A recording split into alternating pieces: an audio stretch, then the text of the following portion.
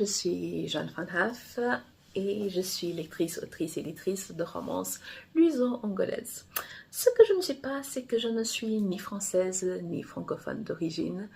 Et en cette journée de la francophonie, j'avais envie d'expliquer le pourquoi du comment je parle et j'écris en français, alors que dans ma famille n'a aucun lien avec la France, avec la culture française, aucun lien avec un pays francophone, pas même la voisine, pas même le Congo démocratique voisin, rien du tout.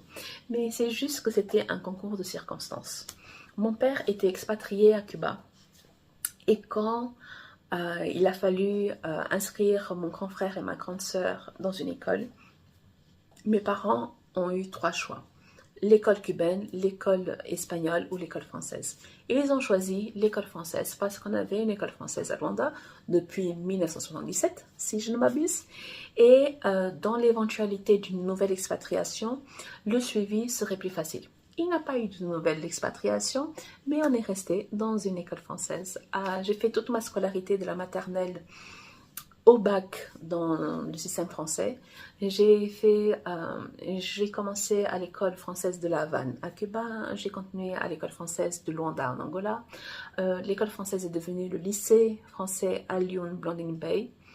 Au lycée français Charles Lepierre de Lisbonne, au Portugal, et le lycée français Jules Verne à Johannesburg, Afrique du Sud. Donc, tout ça m'a conduite un jour à venir en France faire mes études de psychologie à Montpellier, à Paul Valéry, Montpellier 3. Et à me dire que je suis bien en France, j'ai pas envie d'en aller. Et c'est vraiment un concours de circonstances qui a fait que le français et la France allaient avoir une place aussi dominante dans nos vies, dans ma vie, dans nos vies. Ma grande sœur et ma sœur sont très parisiennes. Ma grande sœur a même été dans un internat en région parisienne. Ma sœur a fait des stages et alternances à Paris. Et jusqu'aujourd'hui, 10 ou 15 ans plus tard, elle se considère encore très parisienne. Mon grand frère est diplomate et travaille auprès de l'UNESCO depuis 4 ans. Mon petit frère est venu en France pour des études à Lyon. Et donc, la France a une place très importante, mais uniquement pour les 5 de la fratrie qui étaient dans le système français et dans une fratrie de 10. Ouais. Donc, ma grande sœur, mon grand frère, moi, ma sœur et mon petit frère. Et je me mets moi au milieu et pas à la toute fin, syntaxiquement, n'est-ce pas? Uniquement pour l'ordre chronologique, parce que si je n'utilise pas l'ordre chronologique pour parler de mes frères et moi, j'oublie quelqu'un. Donc, quand je parle de mes frères et sœurs, on est 10. Donc, je parle de ma grande sœur, de mon grand frère, de mon frère 2, de mon frère 3. Après, il y a moi. Après, il y a ma sœur. Après, il y a mon petit frère. Après, il y a ma petite sœur. Et après, il y a mon mini-frère. Après, il y a ma mini-sœur. Non, il y a ma sœur, ma mini-sœur, mon petit frère, mon mini-frère, ma mini-sœur. Et genre, même en essayant de faire ça dans l'ordre, je me gourre. Parce qu'il y a 4 mères différentes, donc il faut que je ne peux pas me tromper dans l'ordre, parce que ça s'est croisé à certains moments. Donc, voilà ce que ça fait des familles composées, décomposées, recomposées. Ça fait des trucs très bizarres. Donc, dans une fratrie de 10, on n'était que 5 à être dans le système français. Parce qu'on aime vraiment le côté homogène d'une éducation dans une fratrie, n'est-ce pas? Donc, mes 3 grands frères, à un moment, étaient dans un internat au nord du Portugal. Ma grande sœur a fait un internat en région parisienne. Après, mon frère 2 et mon frère 3 étaient dans un internat en Afrique du Sud. Mon grand frère a quitté le système français pour le système portugais. C'est un truc très bordélique, très, très, très à la one again, mais c'est pas grave. C'est notre marque de fabrique. Et donc, avec tout ça, on est 5 dans une fratrie de 10 à parler français. Et de tous les neveux et nièces, mon grand frère est le seul qui a mis ses 3 enfants dans le système français. Donc, dans toute ma famille, on est peut-être 500, je ne sais pas, je n'ai pas compté. On est probablement, on est juste 8, sauf preuve du contraire, on est juste 8 dans 500 à part les Français. Et du coup, quand on est une romancière francophone, n'est-ce pas, qui écrit en français, qui travaille en français, qui publie en français, eh ben, c'est pas la famille qui va nous acheter des livres. Hein. C'est dommage parce qu'il y a Banaf écrit sur la couverture, ils pouvaient mettre ça en exposition dans leur salon, leurs étagères, etc. Mais non, ça fonctionne pas comme ça. C'est dommage. Et du coup, j'ai fait toute ma scolarité en français. J'ai appris à lire en français, j'ai appris à écrire en français, j'ai appris à écrire sur des feuilles CIS. Et les feuilles CIS, c'est un truc franco-français. Dans aucun pays où j'ai vécu, que j'ai traversé, n'utilise du CIS. Et vous savez la complication d'avoir du CIS dans un pays qui n'utilise pas de CIS. Et j'ai compris, j'ai compris dans une conversation et après sur les réseaux sociaux que les Français ne savent même pas ce que c'est le CIS. Les gens, il y a juste une poignée dans une majorité qui n'a aucune idée ce que c'est le CIS. Ce sont les grands carreaux, les gens. Les grands carreaux avec les interlignes, ça c'est franco-français. Ça se vend en France. En Angola, en temps de guerre, quand on avait accès à rien, où est-ce qu'on allait trouver de la reliure CIS?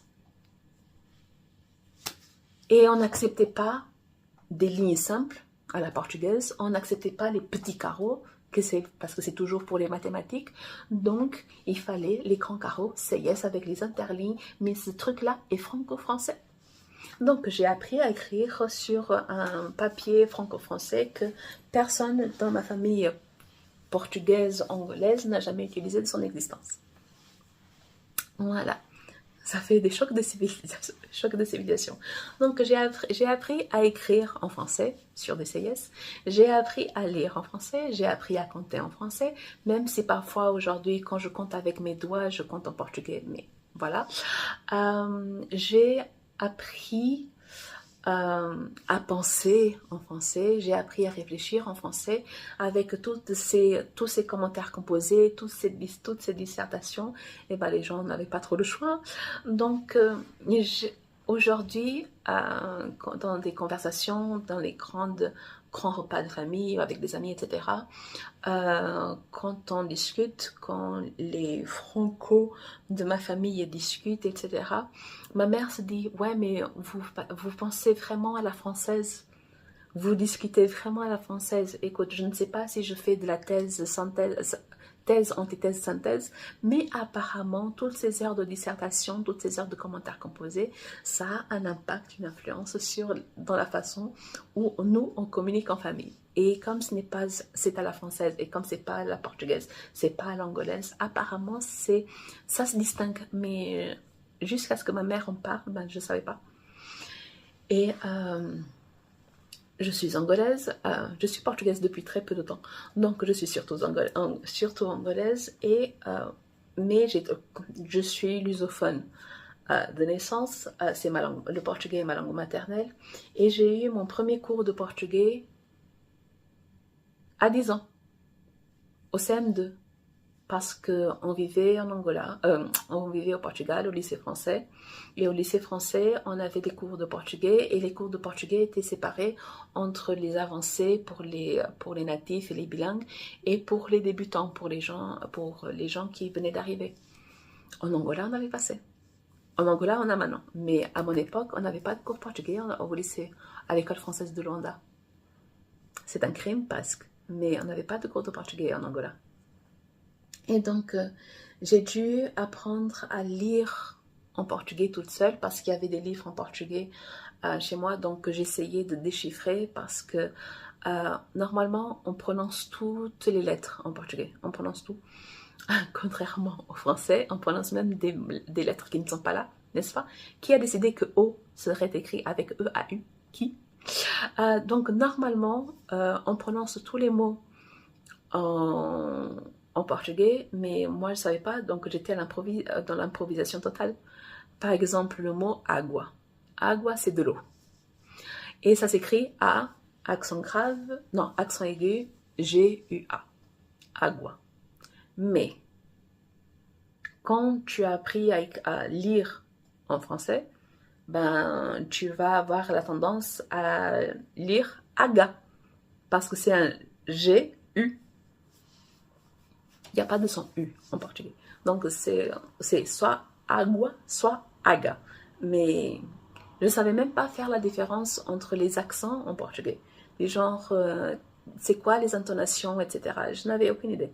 Les gens, je regardais les accents, ça ne faisait ni chaud ni froid dans cette affaire-là. Donc, c'était vraiment dans l'improvisation.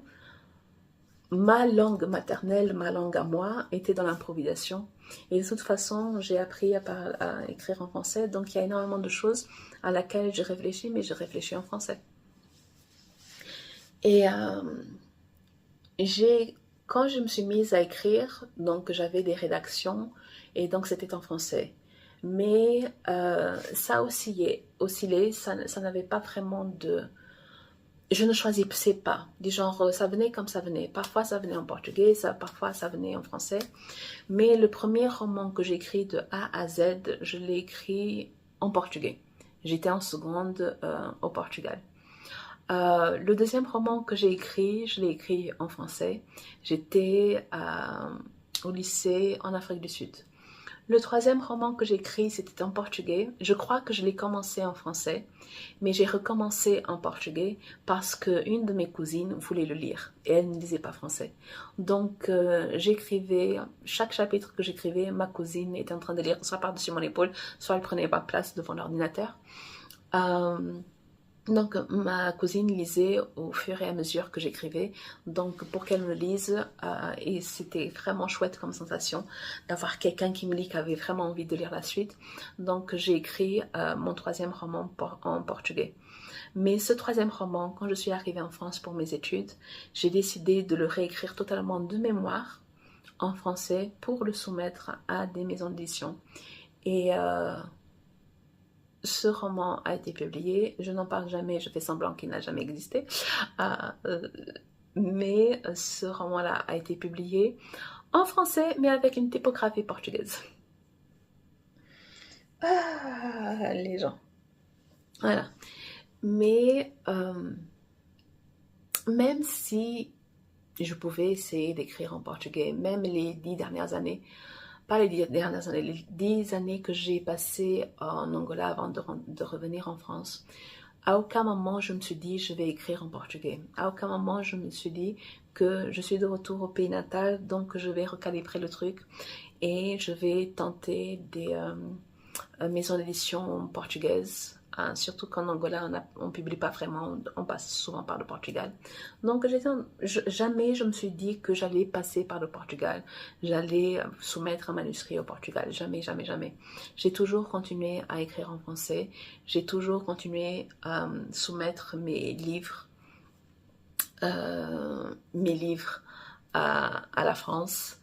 Et à part ce premier roman publié dont je ne parle jamais, ben toutes les publications que j'ai eues entre 2011 et 2021 sont des histoires que j'ai écrites en Angola. Donc, j'ai tout écrit en Angola et tout ce qui a été publié a été écrit en Angola. Donc, même Renaissance ou Promesse du bout du monde. Renaissance qui est en promotion du 1er au 31 mars sur chez vos dealers préférés ou alors en abonnement Kindle, Kobo Plus, Nextory et en papier. Donc, j'écris. Mon français est plein de barbarisme, mais mon portugais, il y a tellement de barbarisme que mon portugais est pirate. Voilà. Et quand j'écris avec tous mes barbarismes, toutes mes failles, etc., mais je n'écrirai jamais mieux dans une autre langue qu'en français. Je n'écrirai jamais mieux, je ne saurais mieux retranscrire ce que je veux retranscrire, les émotions que je veux faire passer, les histoires que je veux raconter dans une autre langue que le français. Le français est entré dans ma vie de façon totalement aléatoire, totalement random. Euh, mais c'est la langue de mon cœur, c'est la langue de mon cerveau, c'est la langue de Zygmunt. Euh, c'est ma langue de travail et c'est la langue dans laquelle je suis la plus confortable à l'écrit. Et genre, quand je parle, je peux, ça peut partir un peu dans tous les sens, mais quand j'écris, je vais droit, c'est pas que je vais droit au but, mais quand j'écris, je suis concentrée. Et